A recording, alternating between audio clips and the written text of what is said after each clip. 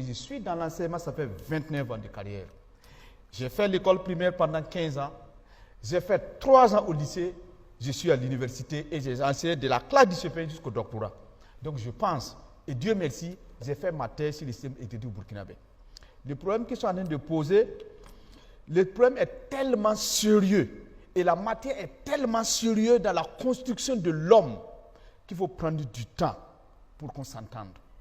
Quand un professeur affirme à la face du monde qu'il n'est pas qualifié pour faire un travail, moi je pense qu'il faut prendre le temps pour les écouter parce que ce sont les acteurs qui vont conduire la marche. Parce qu'on a besoin de résultats. Si on introduit cette matière, ce n'est pas pour du jeu, c'est pour des résultats, pour transformer l'homme burkinabé. Et moi, je dis et je répète, quand peut-être le problème, à mon avis, est peut-être mal posé. Le problème est mal posé, s'ils disent qu'ils n'ont pas été outillés, on comprend. Quand on parle de surcharge, je comprends. Mais la consultation, attention. C'est que le burkinabé qu'on veut fabriquer, c'est le décideur qui définit le profil. Et maintenant, les techniciens appliquent. Le problème qu'ils ont posé, c'est tout à fait juste. C'est une matière à part entière. Et un enseignant, ce qui fait sa force, c'est la maîtrise de ce que tu fais. Il ne faut pas aller en classe pour tâtonner. Mais la solution est là. Moi, de quoi même on parle?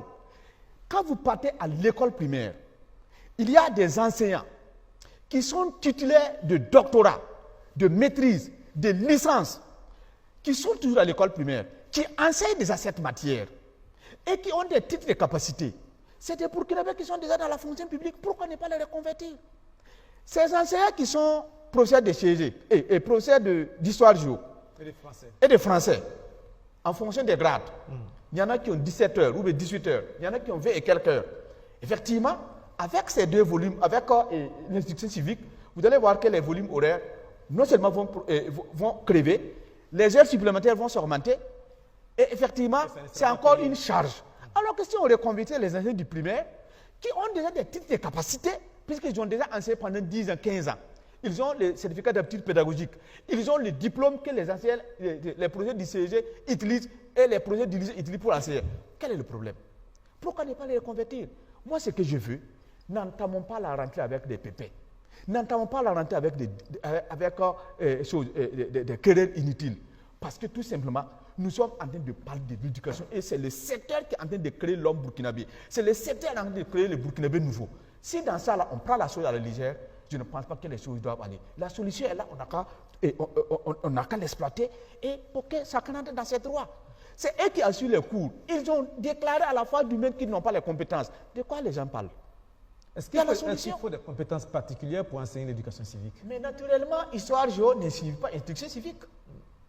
Et c'est cette manière, quand vous prenez qui n'est pas dans son domaine pour les réadapter, vous allez fabriquer quel type de produit? C'est parce que les Burkinabés ont un problème dans la société qu'on veut introduire ça dans les systèmes pour qu'on les corrige.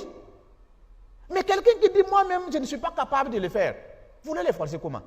Il y a des gens qui sont capables, qui sont à l'école primaire, qui ont ces diplômes-là, que les professeurs d'histoire ont.